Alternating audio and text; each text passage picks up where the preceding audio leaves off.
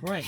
Not only is Yuki Tsunoda about to be dropped by Red Bull, but now Honda are no longer considering him as one of their own drivers. However, this is not as drastic as some websites may paint it out to be. They are releasing him, but more like an injured dove having recovered, and now they're allowing Yuki to fly. Yes, the headline is accurate, but how you interpret it is a whole different matter.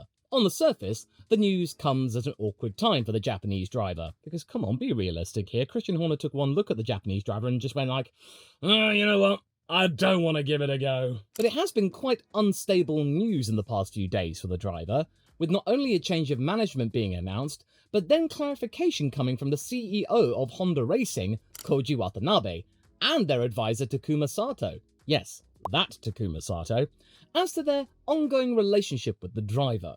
For you see, the headlines are technically correct in that Watanabe-san and Sato-san no longer consider Yuki as a Honda driver. But I was mistaken in my initial thoughts, and the way that a lot of really high-profile and regular websites have framed this is a very disastrous and bleak outlook saying Honda have abandoned Yuki Tsunoda, he's on his own, and that he has to do everything himself now, there's no more that they can do. It's all accurate, but the way it's interpreted, it's completely different from the original source, which came from the Japanese site of motorsport.com. Yes, the relationship between the driver and the manufacturer is changing, but it's still a supportive model, and it's part of a bigger sea change that Honda and maybe other Japanese corporations might be making with how it views their drivers. Anyway, you probably want to know exactly what Watanabe-san said, so allow me to provide you the detail and maybe explain why this is not a bad thing that's going down, and maybe this came at the best possible time for Yuki's future in F1.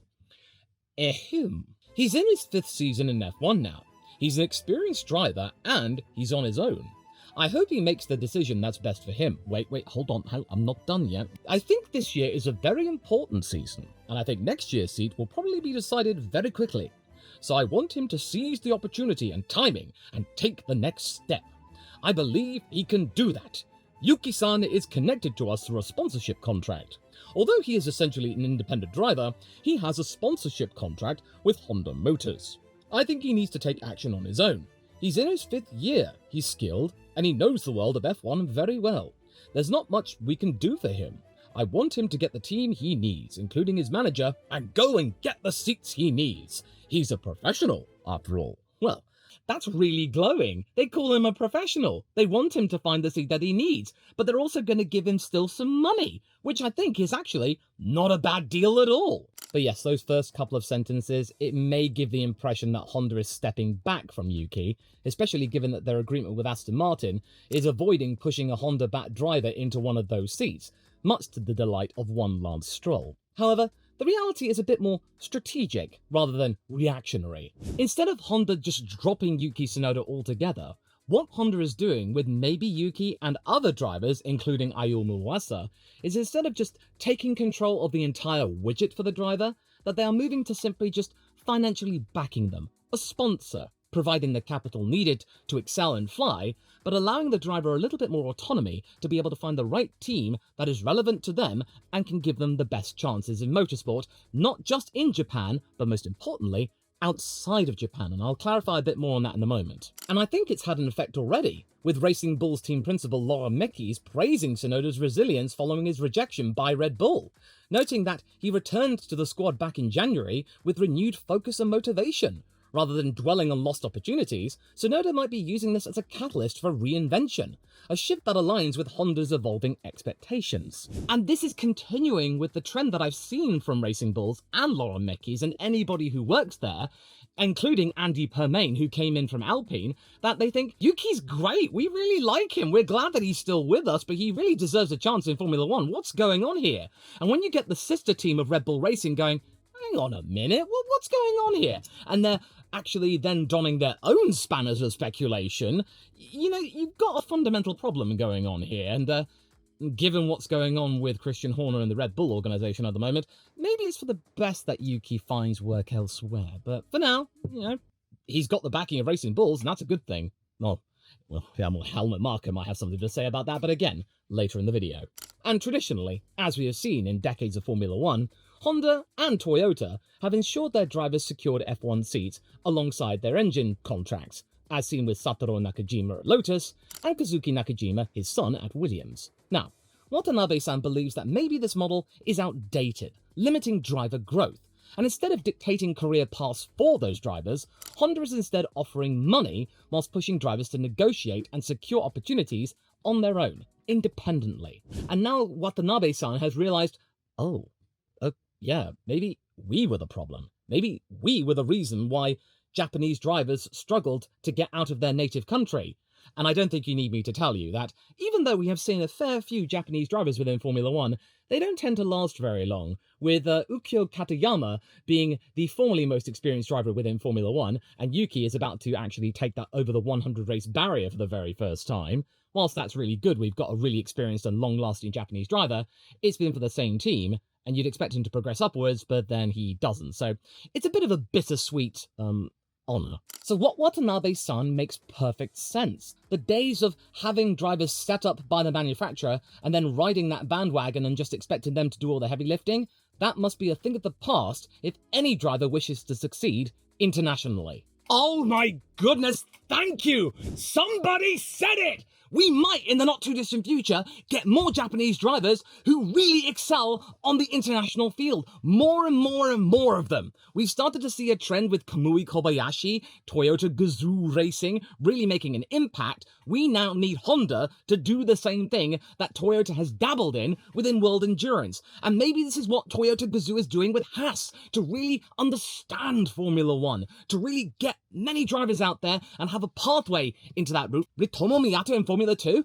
it's all clicking together. It's all making sense now. And what they're doing with Yuki, perfect. Maybe now they might understand the work environments and understand the complexities involved to maybe succeed on their own. And this to me is a huge deal, and a sign that Honda is not abandoning Yuki Tsunoda at all. Instead, they are supporting him more than ever, and in the most logical and sensible way within modern day Formula One. It's clear the old model doesn't work anymore, so they've got to try something else.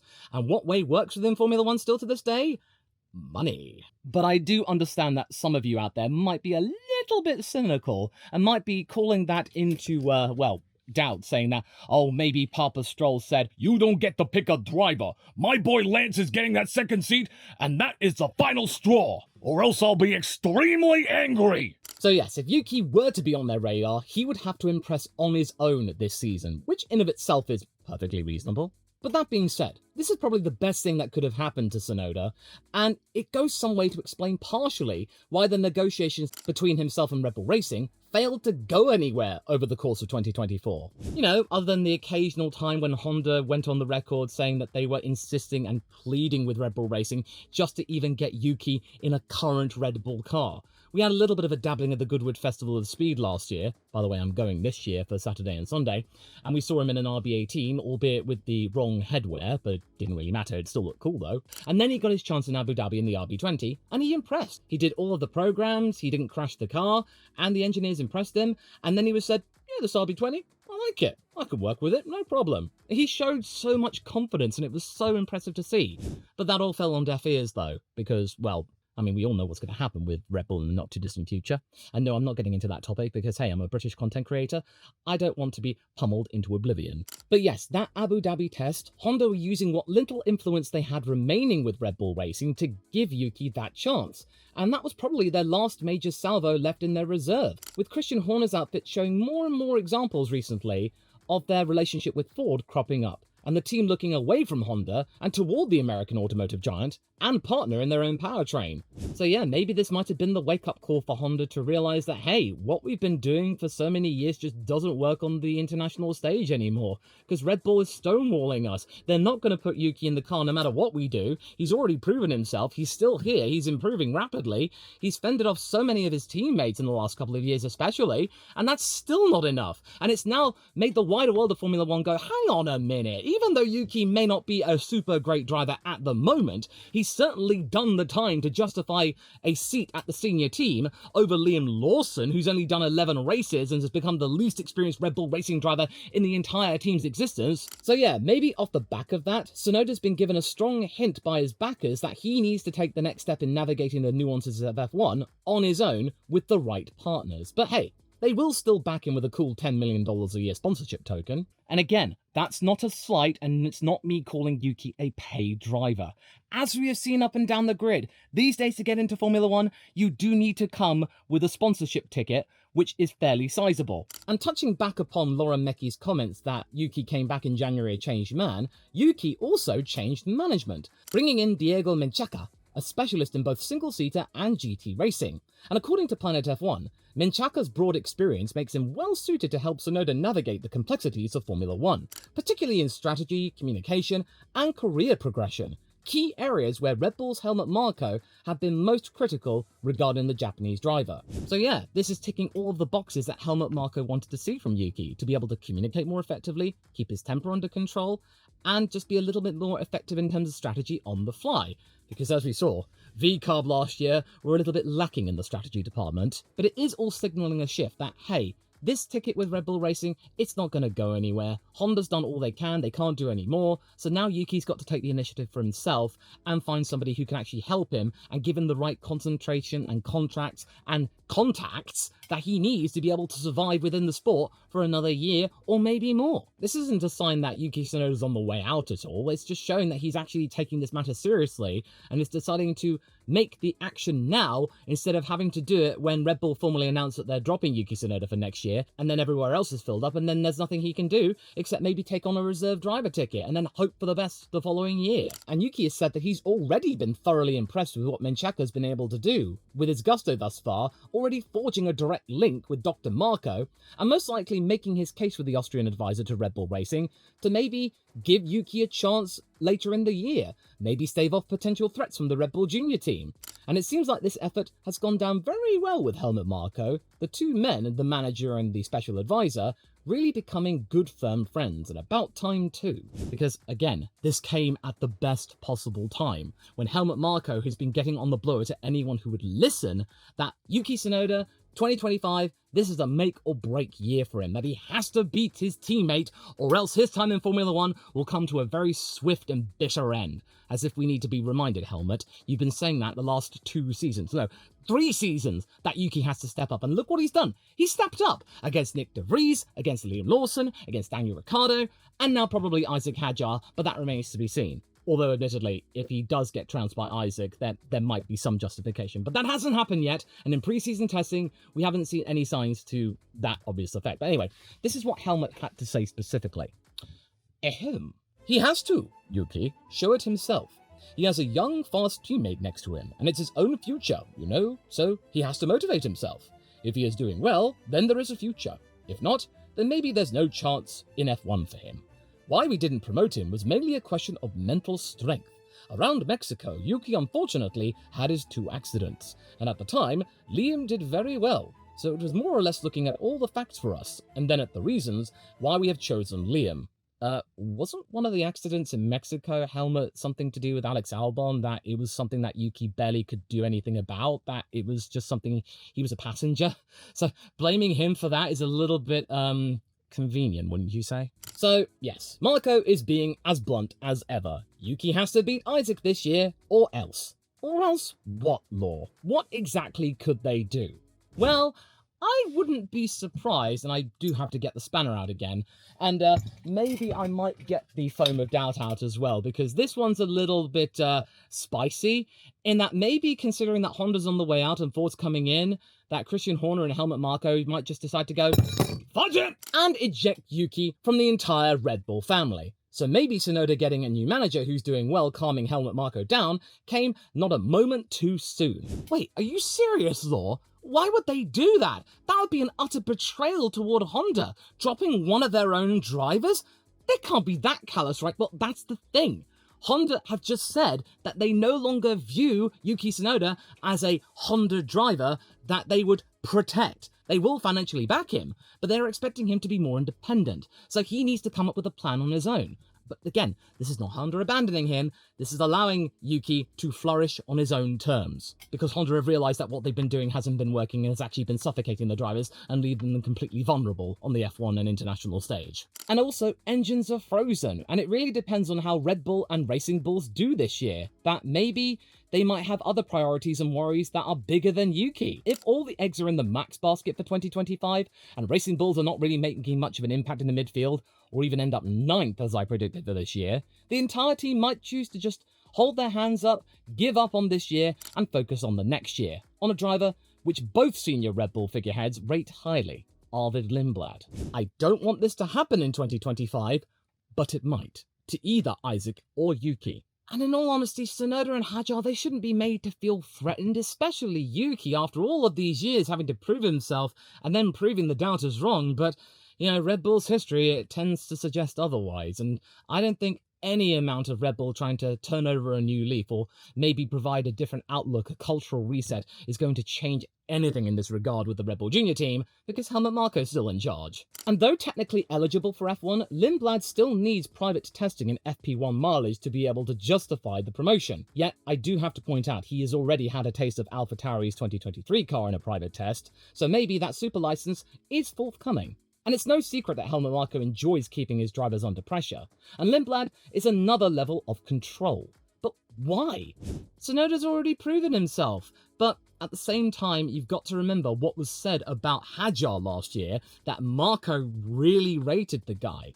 And then Lindblad was rated by Horner. Marko's now come on board with him as well, especially now considering Hadjar's already gotten into Formula 1, and as per his job description, Marko focuses on the juniors, and Lindblad is the next new champion, according to the Austrian. So it stands to reason that in the second Red Bull team, he would want two drivers that he personally rates highly, and it simply helps him greatly that Christian Horner likes Arvid too. So yes, Red Bull still like to dangle uncertainty over Yuki's head, and no wonder he probably might want to take a different initiative, and why he's probably sick and tired of it.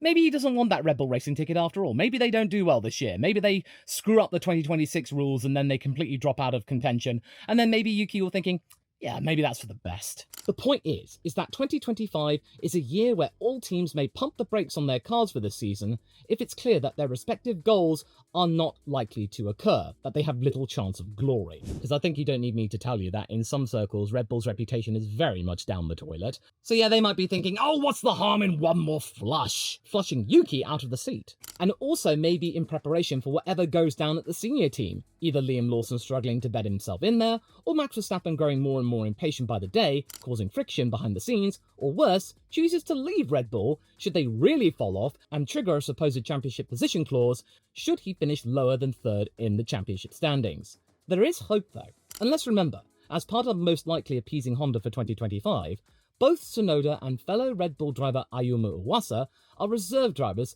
for each of the Red Bull-backed operations. You might dismiss what I'm about to say, but it's still within the realms of possibility because Yuki is a reserve for Red Bull Racing, most likely as a compromise toward Honda to get them off Red Bull's back.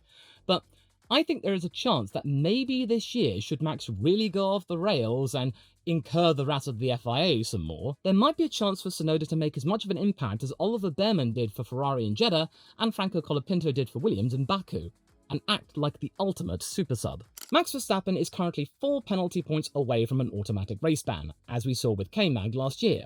And while such a scenario is indeed rare, Verstappen's aggressive racing style and public outbursts make it not entirely impossible, especially since he's continuing his trend of incurring the wrath of many stewards by just giving the middle finger salute during pre-season testing. And if that happens, Red Bull would need a stand-in driver, and on paper, Yuki's the next one in line. But would they actually give him that chance though? Because as we have seen in the past, Red Bull has a reputation for making really unpredictable and wild changes at the very last minute without telling anybody. And it wouldn't be all that shocking if they decided to pull somebody else into that car. Heck, they might even say, Christian, oh, you know what? Isaac's already done the time. He's got a future with us. Let's give him a go next to Max and see what happens. It wouldn't surprise me at all. I am that cynical. I am that jaded. But given what Red Bull's doing right now, they're about to try anything, honestly. But a new management team for Yuki could help address these errors by providing tailored support, fresh strategies, which might be vital for Tsunoda should he get this chance, and maybe convince Marko to put Yuki in the car as his contract intends to. Sure, His time with Red Bull Racing may be ending, but if he can at least prove to them once he was worth it, and perhaps even eclipse Lawson in the same car, then it might vindicate him tremendously in the eyes of the public, and suggest that Red Bull maybe promoted the wrong guy.